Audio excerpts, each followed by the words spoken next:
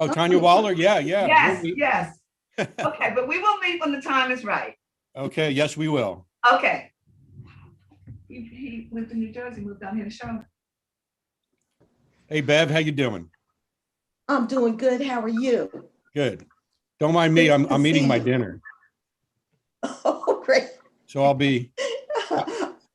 I didn't realize this was. I didn't realize this was a Zoom meeting. I thought it was going to Oh. be a watch meeting. Oh, you thought it was a webinar, huh? Yeah, yeah. I opted for Zoom so we can talk to everybody. Good. Where's Ani? I'm waiting for Ani and Barry, you're here, right? Name is here. And Evelyn. Is Evelyn here? I don't see Evelyn. I don't either.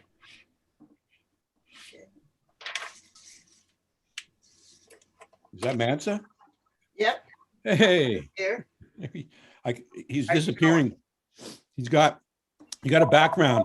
Your Yeah. arm, your arm was cut off. Yeah, there you go. You're going in and out. Hi, Yeah. Beth. I mean, hi. Hi, Evelyn. You can't get in? Okay, let me give you a passcode. 208 Let's put it on. 381. Kathleen. What was the passcode again? Yes. I'm gonna get it from Nettie. You. I It is. It will I always just be. gave Evelyn the passcode, Anya. She needed a passcode also. Nettie, can you give it to me? I got Denise on the phone. Okay, 208 381. Did you hear that? 208-381. 208-381. Try that. 208. 2 as in 2. 08. There's Evelyn. 381. Where's Evelyn? Right there. Well, she's on the screen. I can't see. I only see one person at a time. How do I see Gotta everybody? change your view. Go up to the upper right-hand corner, click on view, go to gallery and hit gallery. Oh, mine says show manage participant. Is that what I'm talking about? No. No. Oh, Yeah, I registered already too, but I think you have to register again. Top right, Natty, top right, it says view. You can choose either speaker view or gallery view. okay. Now where I see view, all it says is show manage participants and show chat. It doesn't show those other two things you said. At the top of the screen, not the bottom. I'm at the top. It says zoom.us meeting. View, show manage participants and show chat. That's all I have at the top. But that's okay. I'll just see one person at a time. Yeah, it should say gallery and a little grid and say gallery. But mine doesn't say that, not at the top. Under view, I'm showing you what, well, maybe I'll go to meeting. Okay, it's in meeting. It's not in view, it's in meeting. Gallery view.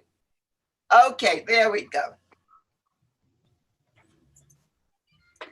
Natty, Now- we are live on YouTube now. So you are whenever you want to start. Okay. No. Nettie, could I have that passcode again for Denise? Sorry. 208-381. 208-381. All right.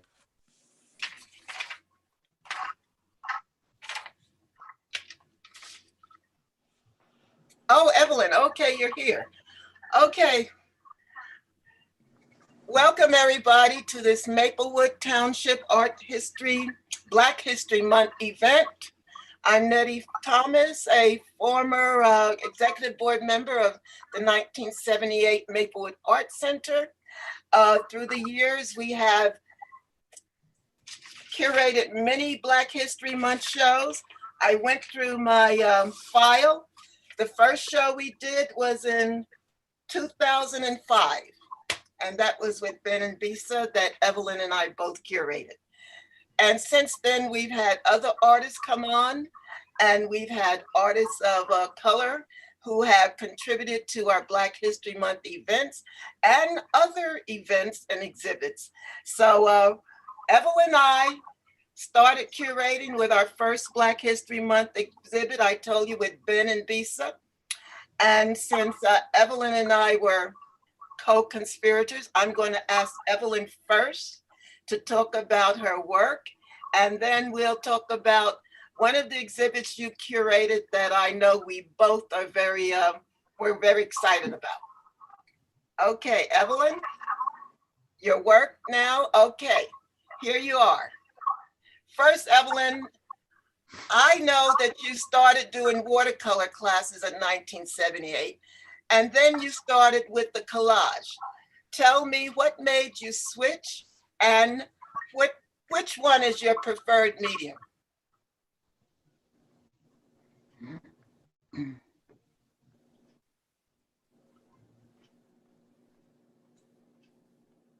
Evelyn, are you there?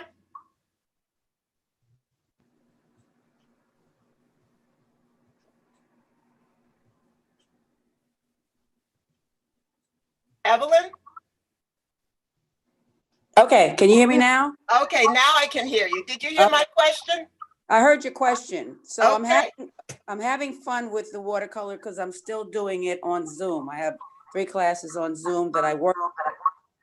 But the collage is a whole different thing. That's like hunting, seeking all kinds of treasures, you might call them. You know, like you go somewhere and you see a magazine and you have to have that particular picture because you know that you can use it somewhere. So it's a whole different way of thinking about doing art. Watercolor is a completely different thing. Watercolor is, I teach my people how to control the water and the paint, and they've been pretty successful. And I kind of like it too because it can be unforgiving, but yet you can also still control it a little bit. Now tell me about these 2 collage pieces. Well, I know that they involved with the music and the jazz, but tell us some more. Well, my son works with jazz greats and he's been traveling with them and I've traveled with them. So he's my muse. The one with the woman is called Senyo Sextet.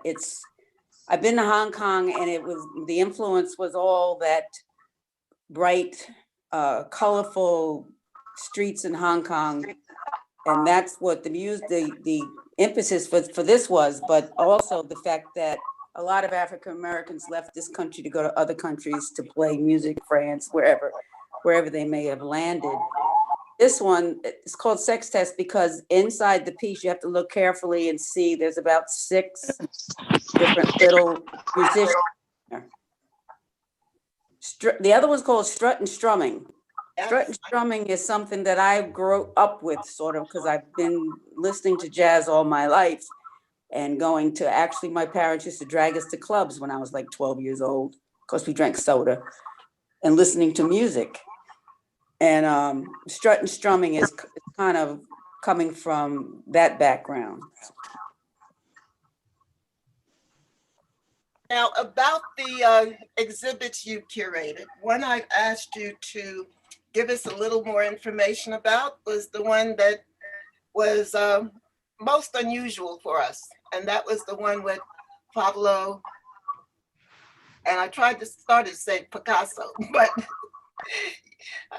Juan Picasso. Juan Picasso, there we go. Well, we found him in Cuba. We actually went to Cuba in 2014 when it was still kind of closed. And Juan was one of the artists that we met. We met with so many artists and writers and filmmakers. And we decided to try to get him to come here to do a show, which was very difficult because Juan had never left the country. And we didn't know how to get him out of the country. So we spent a lot of time trying to figure out how to get Juan to get to the embassy, which was closed. So he had to go to some kind of, I don't even remember exactly where he went to get permission to go and to get a passport and this whole thing. And we got Juan to come up for 2 weeks and spend time with us. Meanwhile, he had mailed his pieces rolled up. They were canvases. He had mailed them to us. So we had those and we put them up and we put them around, 1978. We had an incredible reception because I had kind of decided they gave us such a great reception in Cuba that I felt that Juan needed the same treatment here. So we had John Lee, who's an icon in South Orange, a jazz artist, come with his Cuban boys, his band. We had Alma de la Best come with her drummers. So we had music and more music and just tons of people. And we were so happy just to have him here. He spent a lot of time here going into New York, going to museums, going for long walks, as a matter of fact, because he liked getting out in this cold weather for some reason. And he would come to my classes and he would work with my students. And even though he didn't speak English profusely, he still managed to connect with them and talk to my students. And they were really just happy to be there. And a couple of them spoke Spanish so they could speak to him. So it was a pleasure having him here. And then we brought him back again. And we brought him back to get his artwork. Right, we couldn't seem to get his artwork to him. Like Western Union had closed down, a whole bunch of things just happened. So we decided the easiest thing was, and cheaper, was to bring him back. And he was here for an opening we had for another artist. Who was that, Nettie? She's from Connecticut. Oh, Lula Blockton. Lula Blockton. And Lula couldn't get to the gallery, couldn't come to Maplewood because it was a massive snowstorm, like the one we had the other day. So we had Juan talking on the phone and Lula on the phone at the reception. So we had one person there and we had a young man there interpreting his, in Spanish, from Spanish to English. So we had him back again. So that was quite an experience having Juan. And actually, we're the only people who ever had a Cuban come to this area. That is from Cuba. And we were fortunate that Ellen was able to basically house him at her home. Right. So we're really fortunate. Yeah. Okay. Kathy, we'd like to see some of your work, so you can tell us about that. Anna, can you put Kathy's work up? Okay. Kathy, which one would you like to tell us about?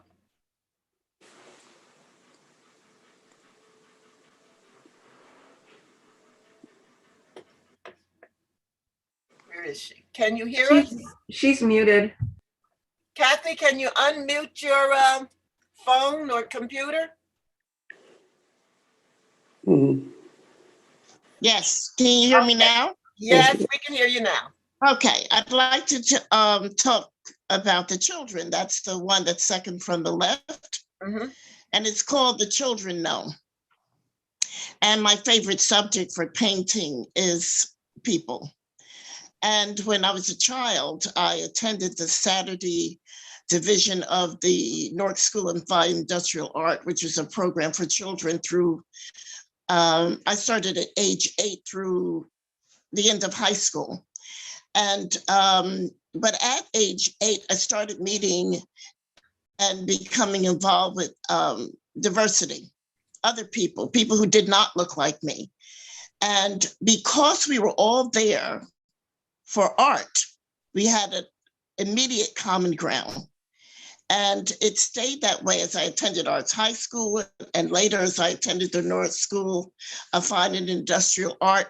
I found that the art was just the catalyst for bringing us all together.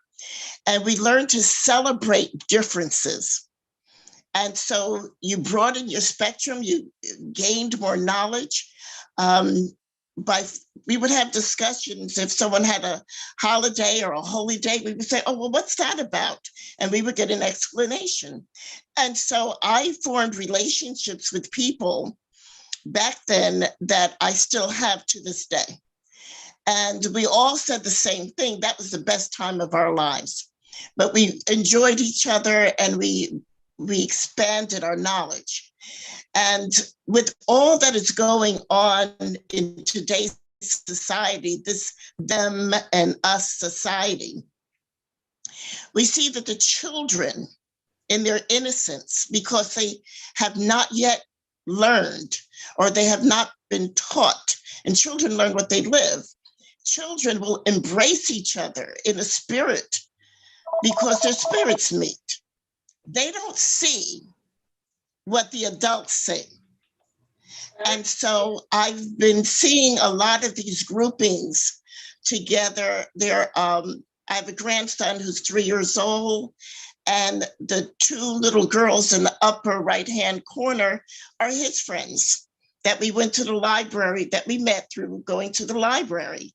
And the painting that is next to that was part of our library experience, where we would go to Baby Lit for children 0 to 2.5 years old. And there was another grandmother and other mothers that we became friends with, and we all got comfortable. Our children became comfortable with all of us. And so we miss that now. The library's closed, but we're still in touch. And so that was the foundation of that particular painting. In fact, I did a series on the library setting. I usually paint from experiences that I've had, pictures that I've taken, or in the case of the woman in yellow, that was Danielle Scott was she was the subject for that one. I didn't try to make a portrait of Danielle, but she posted a few photographs, and I was like, wow, that will make a great painting with some paint. So I contacted her and I got her permission to paint it, and as a result, I painted. Oh, okay. Thank you, Kathy. I'm going to interrupt one moment. Anna, can you hear me? Or am I muted too? It looks like I got muted. No, I hear you, I Nettie. can, no, you can you hear hear you. me? We can hear you. Yeah. Okay, Barry's having a problem. Yes. He said all of a sudden he lost sound. Is there something he should do? He can't hear you guys? He's talking to me on the phone. He says he can see the images, but he can't hear anybody. Oh, yeah, that's not here because he's Okay. right now. I can see him. You can? Okay. Yeah. Okay, Barry. He might want to try to disconnect and connect again. Like I said before, I think that probably was a good idea for him. Okay, Barry, did you hear that? Disconnected and then connect again. All right, bye-bye. Kathy, Yes. now can you tell us a little bit about the shows you have curated? Sure. My first experience was co-curating with Gary Park, who was of South Orange, but moved, he's in another state at this time. And that was of Ugo Giannini. And that took place in the Piero Gallery at the Baird in South Orange. And Ugo Giannini was an art student at the Foster School, and the Foster School eventually became the Newark School of Fine Industrial Art.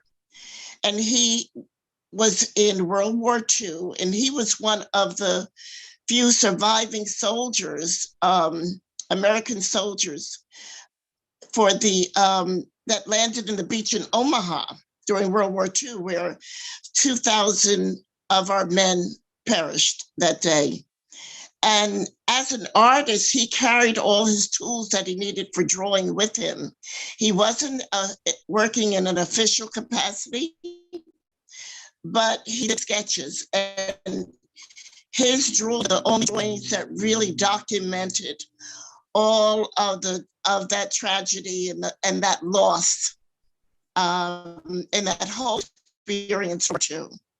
And so I was asked to assist with that curation, and that was my first experience. I also, a few years ago, curated Arts Against Human Trafficking. And someone had seen my work and contacted me and asked if I would assist her with that. And the person works for a ministry, and they have they're doing a great effort against human trafficking, and she wanted art, and I guaranteed her work. And this was held at the Montclair? library in Montclair, the Montclair Library, yes. And you were a part of that, and Mansa was a part of that, and other artists. And I guaranteed her the work. And so to make sure there would be work there, not knowing whether other artists would be willing or had the work for this particular event, I just made sure that I did several paintings for her. But as it turned out, people brought their work that depicted the this awful situation that takes place worldwide. And there was a film, and there were talks and everything. So that was a great impact. Well, thank you, Kathy. I don't know if Barry's going to be able to join us. Barry, how are you doing? Okay, let's go on to Beverly, and I'll try to get Barry on the phone. Well, here's Barry's work. I just don't see Barry. Okay, Beverly, are you there? Okay, here's a work.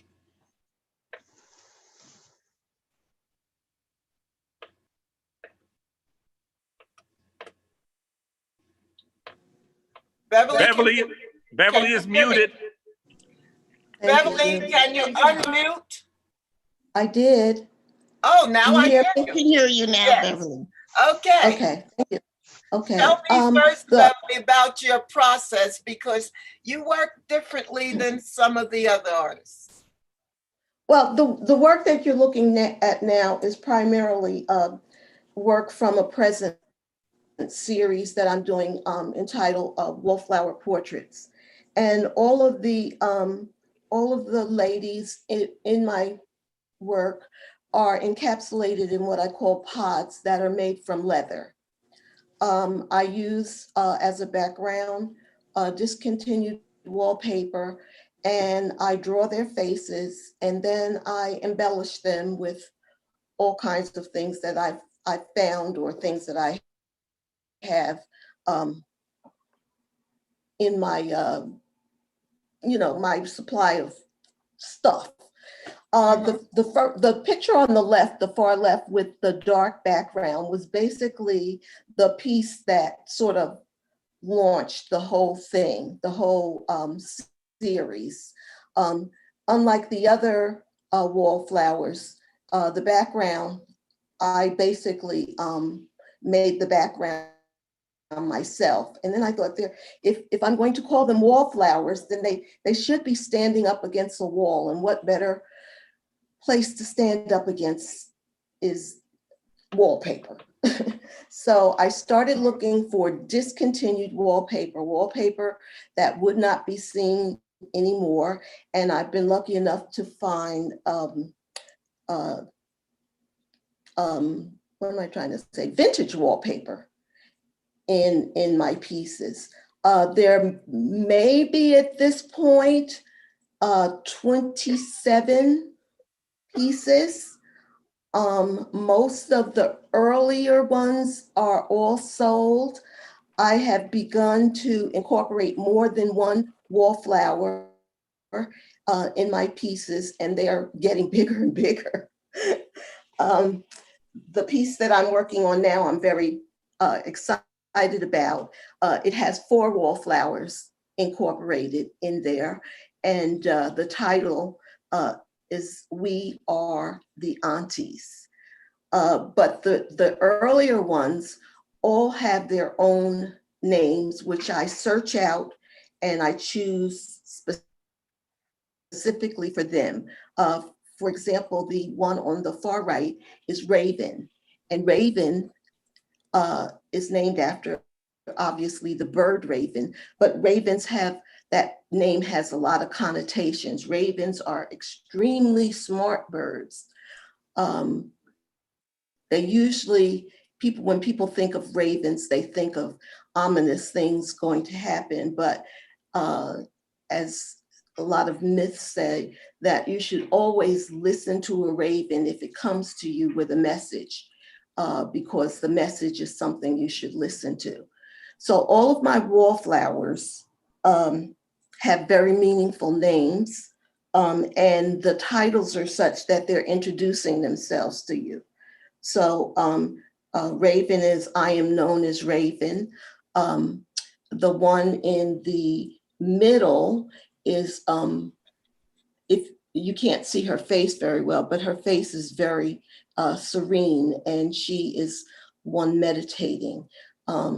So, you know, basically the name wallflowers comes from the term of young ladies, and sometimes young guys being wallflowers, wanting shy and wanting to be blend in with the scenery. But hopefully the viewer will look at my wallflowers and say that they could not possibly hide within the scenery. I don't like limiting myself to only one medium. I'm presently working on an installation project, which is going to be based on domestic workers.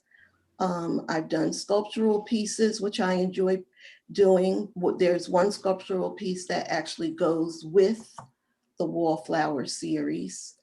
And that's it. I love collage. I love cutting. I love pasting.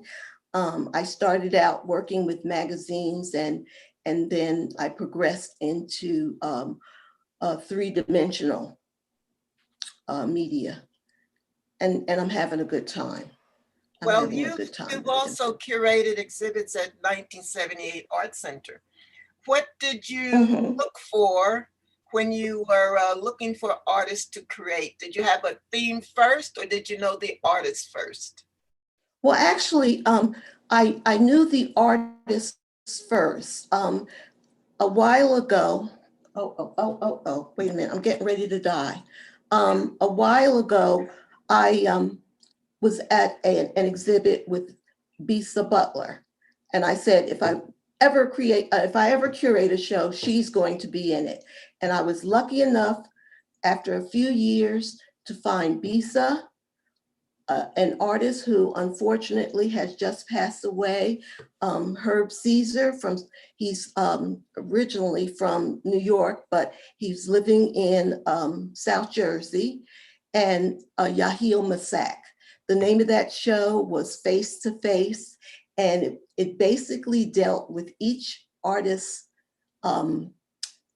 idea of the face. So I had a fiber artist, I had Mr. Caesar, who took the mask, and it was his interpretation of using African masks and embellishing the scenery around that.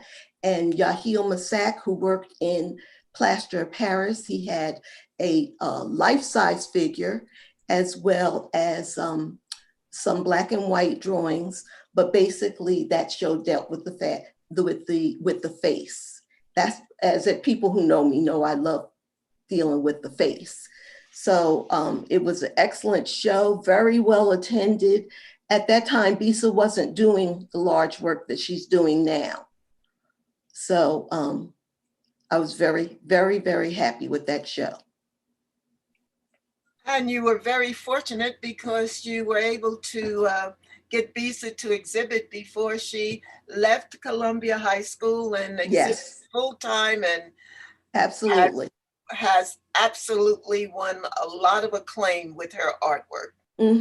Since then, her whole process has changed. She wasn't using the long arm quilting machine. She was basically layering and ironing the pieces, overlapping. I watched her do work. She actually, when I met her, she was working on the floor in her living room and her dining room table. She had hardly any workspace, but she turned out some beautiful pieces. And the piece that I remember the most was the Nina Simone piece that she did with the piano keyboard. I love that piece. So, and we had a wonderful band come and to play music. One of the music teachers from TNEC, which Mr. Caesar's daughter, Tanya Caesar Waller, who I know is listening now, was able to procure for us. It was a really, really well-attended and fun show. Thank you, Bev. Welcome. I would like to hear now from Mansa. I did. Cookie dough. And there are your pieces. All right. Peace and blessing. Glad everybody's well. So glad to see you all again. My name is Mansa Musa. I started curating art exhibits in 1978. I was a student at Jersey City State College, and I went to several art exhibits. I didn't see any Black students there. And I realized at a point, there were no Black students attending the shows because there were no Black students in the shows. So I said, don't complain, make change. And so I decided to create this exhibit, a Black art and photo experience. I did it in 1978. It turned out well. I did it in 1979, and that sent me down this road I can't seem to get off now. I love to curate. I love to bring people together. I have a show at the West Orange Public Library this month called Portraits, Paintings, Photographs, and Prints. And Ani Struthers in that show, and Kathleen is also in that show. So this work of mine, I'll talk about the one on the right, on the left, because that's the last thing that I did. Okay. I am a collagist. I'm a photographer. I came to photography because I wanted to find images to put in my collages. I couldn't find them in magazines. So I bought a camera and I started taking pictures, and then people said, hey, can I buy those? And I became a professional photographer. But to this day, I still use my own photographs in my collages. All right, that's my technique. In 1982, I had a moment where I met Romare Bearden, and Ben Jones brought me to an event at Montclair State College, and he introduced me to Mr. Bearden, and I told Mr. Bearden I'm a collagist, and he said, what kind of collages do you make? I said, Mr. Bearden, I make collages with my own photographs. And he said, what a great idea. And I said, wow, you just made my day. So these are essentially mixed media collages. The one on the left is the most recent one. During the pandemic, I created a type of art called PQC, Pandemic Quarantine Coronavirus. The group of people who I thought would be most affected by this were dancers. I spent a lot of my life on the concert dance stage and teaching dance. So I used dancers as my griots to tell my story. In this particular story, I'm telling the people, and my daughter, Abeni Musa, who's my muse and my greatest work of art, she's telling the people, everything is going to be all right, people. We're going to get through this too. We've been through a lot, but we're going to get through this too. We just have to keep our heads about us. And then I started using the American flag because last year and doing Donald Trump's session, I was so disappointed in this country. And my daughter and I, we had a conversation, and she expressed the same thing to me. She's 20 years old. I said, why would a 20-year-old not be filled with optimism and hope? And I said, listen, we're going to get through this. So I used the background of the American flag, which I painted it. And I learned how to paint when I was in high school. I had a great high school teacher, and I'm not going to say her name. Some of you know who it is. So Mary, are you on yet? I started out with paint. So I painted the American flag. All right. Photographed my daughter and started to collage it. In my daughter's hair, you can't see, there are stars. Then on the right of her, there's a lock. She used to have locks, and when she cut them off, I kept some and I put that in the picture. These images are also three-dimensional. So you can't see the lock, and if you look at her earrings, she's got gold earrings in her ears. The three dancers on the bottom, those are students that I taught for Alvin Ailey's Ailey Camp Newark. I taught dance for Ailey years ago, and now I teach visual art for them at Ailey Camp Newark. Every year they have a performance. I take pictures of the performance. So those are my students, 1, 2, 3, and then a friend of mine at the top. So that's kind of what I do. I take pictures that I photograph and recreate them and cut them up and glue them together and make collages. Thank you, Monza. Anna, I'm going to try to see if we can get Barry again. I just finished talking to him on the phone. And if you put his work on the screen, we'll see if he can communicate with us. He should be able to, he's here. He just Okay. needs to unmute. I mean, we won't be able to see him, but he should be able to unmute and we should be able to hear him. Okay. Let me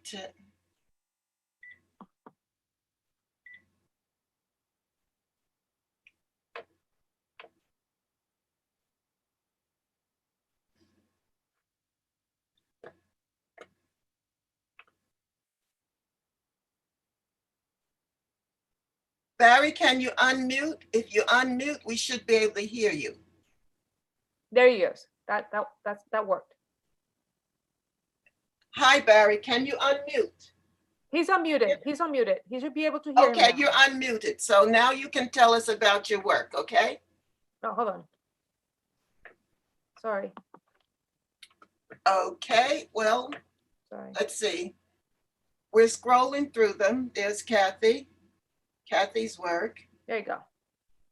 All righty, now your work is on the screen now. Can you see it? We can't hear him for some reason.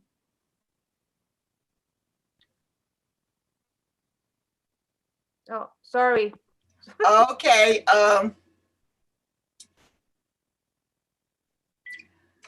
Well, if you go back to Barry's work, I can tell you a little bit, and then we'll continue on to Ani. Barry's a photographer, and he was working a lot with the flag because of what Monza also dealt with, the climate of the country at this time. So you see this flag on the left, and then the one in the center, I believe, is covered in a casket. I'm not sure. The one on the right, I know a lot about, and that was Barry's girlfriend who has passed away in the last couple of years, and that is one of Lydia. We can't hear from Barry, so I'm going to go on to Ani. Mr. Struther, are you there? Okay.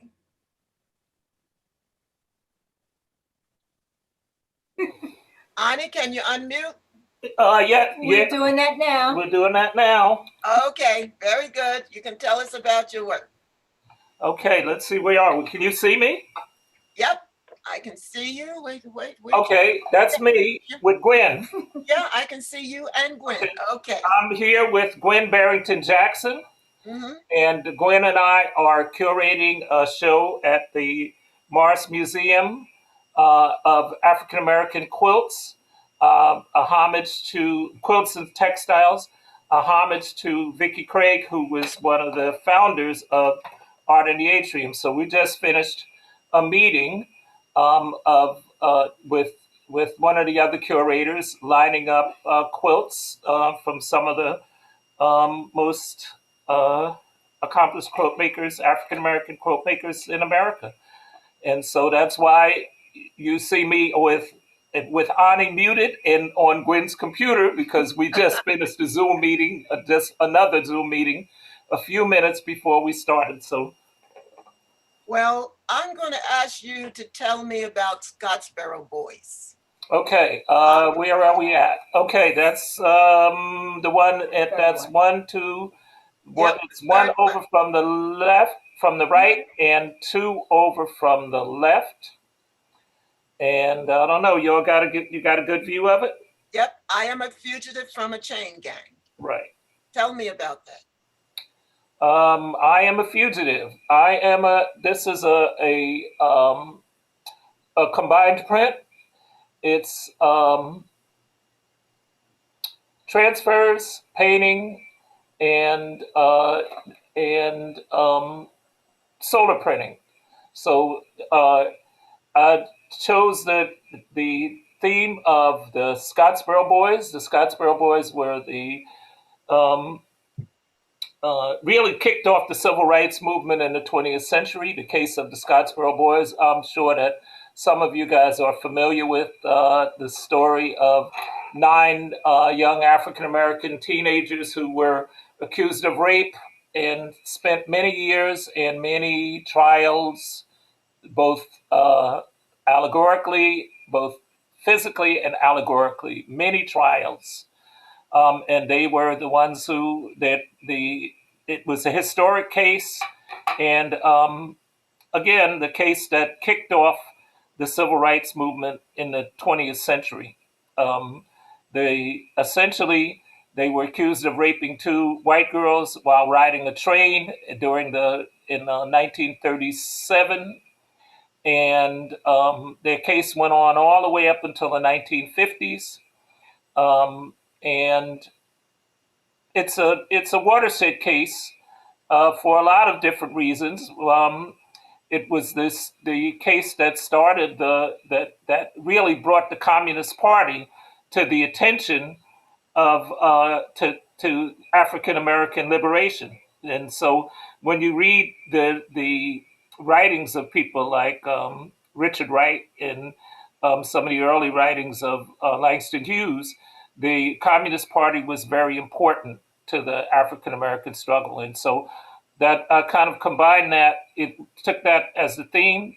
The title, I Am a Fugitive, really relates to the phenomenon that happened in the early 30s when films addressed social issues. And one of the most important films from that period was I Am a Fugitive from the Chain Gang with Paul Muni. And Paul Muni was a dark-skinned Jew who was probably the most famous actor in his time period. And he was involved in a lot of social causes and actually supported the defense of the Scottsboro Boys. At that time, this story, I Am a Fugitive from the Chain Gang, was actually written about somebody Black.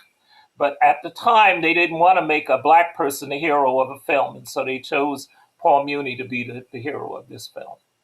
So a lot of different things come together in this print, and I try to do that with the images that I used. I use contemporary images, the ones that run across the images of the 2 girls. They're not so easy to see from the top, but I think you probably, wow, okay. The images of the 2 girls, if we could come in on it, you would see those are actually a picture of the 2 girls who accused the Scottsboro Boys of raping them. And one of the girls recanted, the other one didn't. The image is the one of the guy in the back. The central image is actually a man who was on the chain gang. And I Am a Fugitive comes from the Paul Muni poster that was from his 1930s film. The 3 men across the top are images from some of the advertising that was used to raise money for their trial. And so I like to try to use contemporary images in my work. Some of them I take, depending upon if it's something that deals with contemporary issues, and if they're historical things, I try to go back and take images from the contemporary photography, for contemporary documentary photography. And so all of these images are authentic, and they can be because, they're transfers, printed off of the computer and then transferred onto etching paper or different kinds of substrates and with different methods, sometimes silk screening, different stuff. In reference to contemporary media and the ways of working, would you tell us about the one on the far left, the very first one on your left? The very first one on the left is a portrait, and it's a selfie of a homeless man named Tracy. And what I did was when I was trying to teach myself how to paint after I retired from being as a public school employee, I was interested in getting back to painting, and I was trying to teach myself how to paint, and I wanted to paint people, but I didn't want to do a lot of interpreting of people, and so I got this idea of making selfies, and this is a selfie. You know, artists will all the time. The hallmark of artists is that when they paint a picture of somebody, they interpret that person, and very often the idea is that when a good portrait painter paints a portrait of someone, they can reach into that person's soul or spirit and capture something that a photograph cannot. That is the reason why, that's the principal reason why people still have portraits painted rather than have a photograph made, because the artist should be able to some kind of way interpret something that a photograph could not. Well, I sort of, with the advent of cell phones, people started to taking portraits of themselves. In other words, the people wanted to, the artist became, and photographer became the subject. And when people take selfies, especially young people, you will see them taking many selfies of themselves. They might take hundreds of them in different environments. They put them, sometimes they'll take them at the club, or they'll take them with their children. They are able to interpret themselves in a way that they want to see themselves, as opposed to the way that the artist wants to see them. So, trying to figure out a way that I could paint portraits, incorporate people being able to see themselves in the way that they want to see themselves, and get some practice in, I started a series called the Selfie Series. And they're sort of unusual in that you really get the feeling that he's looking into the camera, because there's a bit of distortion in this picture. This kind of distortion that you get when you point the camera at your face, your nose gets a lot bigger.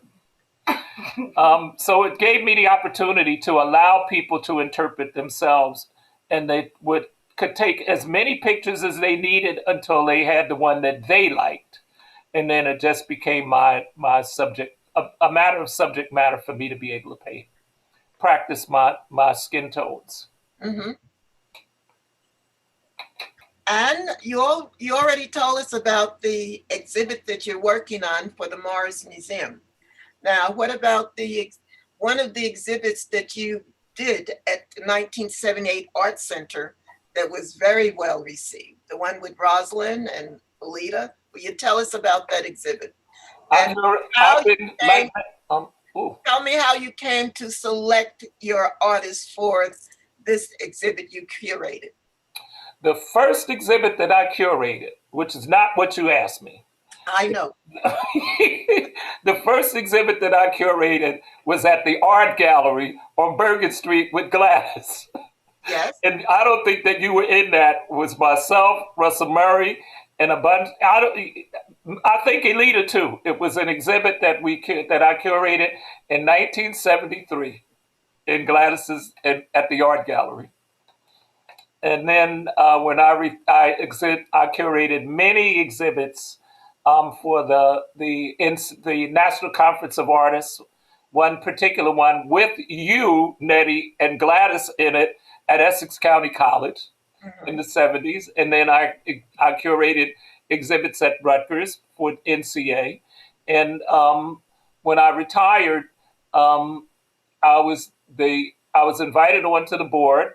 Nettie asked me if I was interested in being on the board, and I've always liked to curate exhibits, and I jumped at the chance and curated several exhibits, many exhibits for students, 10 AP exhibits, advanced placement exhibits, and several other exhibits of artists. And the one that Nettie is asking me about was one that I did with Alita Caldwell, one of my best friends and mentors, Rosalind Nzinga, and Bisa Washington. And I curated that exhibit with Beverly McCutcheon. She and I curated that exhibit together. And it was quite an exhibit. And some of the pieces from that exhibit, actually this year, Rosalind will be the featured artist at Art in the Atrium. And we expanded the show that we are doing at the Morris Museum because I jumped at the chance to be able to show Bisa's work because she's a fabulous mixed media artist who makes use of, Bisa Washington, who makes use of sculpture and fibers and metal and all kinds of other things. And so it was an exhibit that was, we wanted to do, Nettie did the last one-person exhibit of Elita Caldwell's work, her wreaths, and I was honored to be able to do an exhibit of actually Nettie did an exhibit of a retrospective of Elita Caldwell's work, and I did her wreaths along with Bisa Washington's work. And so we always feel like it when we do these things, we're able to not only feature up and coming artists, but very often Mansa will tell you we get the chance to get the band back together again, and that was a great privilege and one of the high points of my life. Thank you. Mansa, I wanted to ask you about the exhibit you curated at 1978 with the shadow box theme. Did you hear me? Yes, I did, Nettie. Okay. That was one of my favorite shows too. That show was called Out of the Shadows and Into the Box. I started I was creating collages. I was working with a teacher, Professor Bernard, in a program at the Newark Museum. I was telling him I was tired of making flat collages. So he gave me these 30 10 by 10 inch boxes. And he said, do something with these. I had never heard of shadow boxes, but I started creating what eventually I learned were shadow boxes. So in 2012, I was reading the Star Ledger, and there was a reporter, Amy Nutt. She wrote a story about a gentleman, Ted Largeman. And Ted Largeman had a show at the Morris County Public Library. And I went to see the show because she said there were shadow boxes. I wanted to see what someone else did with shadow boxes, and found this extraordinary work by this really accomplished master artist, Ted Largeman from Morris Hills, New Jersey. And I went to Ted's house, we went to his studio, and we just became friends. I showed him my work, he would show me his. And I remember during the summer of 2013, we were going to close the gallery. We said, nobody wants to come out during the summer. And I said, well, I'd like to do a show. So I came up with this show, Out of the Shadows and Into the Box. It featured the work of Ted Largeman. It featured the work of my contemporaries, some of whom I did not know made shadow boxes, like Nettie Thomas. Ani had work in that show. But I had also been teaching shadow box making, so I had my students in the show. So it was a 3-layered show, which became a standard for me in curating. Multi-generational, okay? There was a girl, Yasmina. Yasmina was 7.5. She was in the show. And Ted Largeman was in his 70s, and we had every age in between. But it was really a beautiful exhibit. We were able to really give people a taste of what shadow box making is. I taught a class for adults, and I also taught a class for children. And Mr. Largeman came and gave an address to us, and it was just really a fabulous event. One of my favorites, Okay, I'm going to see if we can get Barry. I see his name. Barry, can you hear us? Where's Barry? Barry Gray, can you hear us? Okay, I guess not. All righty, Anna, thank you. She has my work up. And I'd like to start with the one on the far right. It's the image with hope and the children around it. I actually did this as a silkscreen print a long, long time ago, a couple of decades ago. And then I was made aware that there was a an art exhibit coming up with the theme Hope at the Monmouth Museum. And I decided to take the old lino print, cut it apart, collage it onto some hand painted paper to see if it would be accepted in the exhibit. And it was accepted. They also had it set up so you could go next to your painting and talk about it, or the people could actually use their phones to hear me talking about the work. Now, after I did that one, I liked it so much that I recreated it a couple of years ago as a Christmas card in a different way. And that's the one on the left, where Hope is a package with the red ribbon running through it. And the children are gathered around it. And then I used, this was done on scraper board. So I used the scraping tools to create the snowflakes. I like using different textures. I will incise into scraper board or into a series called, a type of board called clay board. And this way it allows me to show the textures of lace, or as in the other one, snowflakes, which I also like to do. The one with the people, that's myself and my friend and my granddaughter and her friend. I call it Sisterhood Shield because it shows the bond of females, no matter what their ethnicity is. And that was one of my favorites. It was selected for exhibit in Chicago, and that was last February. Now, as for the shows I curated along with Evelyn, the ones I liked the best were the ones we did for Black History Month. We did one to celebrate our 10th anniversary with Shakaya Booker. Shakaya Booker is an artist who uses tires to make sculptural creations.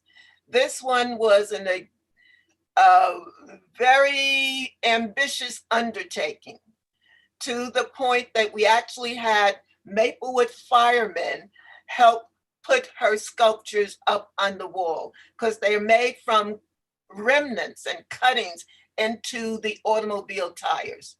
And that was one of my most memorable shows at 1978. And I think at this point, Anna, if there's some questions, we can answer them. I don't know if we're going to be able to get Barry at all, but we did see his work. Michael, you want to give us some insight or some comment on your exhibits also at 1978? Oh, I'd love to. Okay, go ahead. Thank you. For me, the Chikaya Booker exhibition was a real pleasure, and I think it was a milestone for us. Yes, it was. It was the first really top-notch artist, who was really pretty well known to come to 1978. And when I saw that, well, we had some issues with shipping because the things were so heavy, and then the trucks coming and going. But when we saw that 300-pound sculpture that we had to put on the wall, that was a real challenge for us. And then I figured it out. I figured out how to hang it, but I couldn't figure out how to lift it. So that's when I called my friend Carl Kling, who was on the fire department, and he came over with a few guys and we put it up there. It was great. It was a great collaborative effort. Some of the other exhibitions that Evelyn and I were kind of, the duo in the exhibition committee, and we did a lot of things. So more than I can even remember. But one thing that was really fantastic about 1978 was that it was, I thought it was a real active community gallery for many years, almost 10 years, right? Yes. That I was involved with it.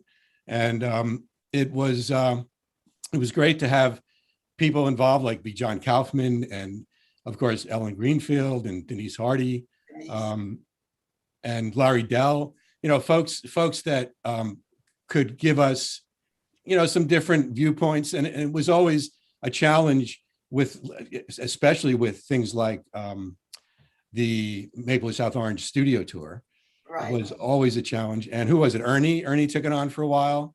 Yeah. Ernie was great. Yes, she did. And some other folks. I mean, it was just it was one of the really major highlights of my life in Maplewood. And I thank you all for hanging in there with us. Okay, thank you, Michael. Are there any other questions, comments? And I don't think we're going to get Barry back, Anna, so I think that concludes our session. Great. So I'm going to share one last thing because Yes. we are going to have this exhibit at the Woodland this month, and it's going to be by appointment due to COVID. Everything is on our website. You can register through Rec Desk to pick a half an hour where you can go, and you can just walk around it and look at it. And it's very limited to a very few people. Everybody wear their masks. So if you want to go see that, it's going to be on Saturdays. We're starting at 1 o'clock on Saturdays. Every half hour, there's going to be a period where you can take a reservation. Okay. Everything is on our website, but I can of course put that all in the chat as well. Well, thank you. And I think that includes our session. Yes. Right. Thank you very much, everybody. Okay.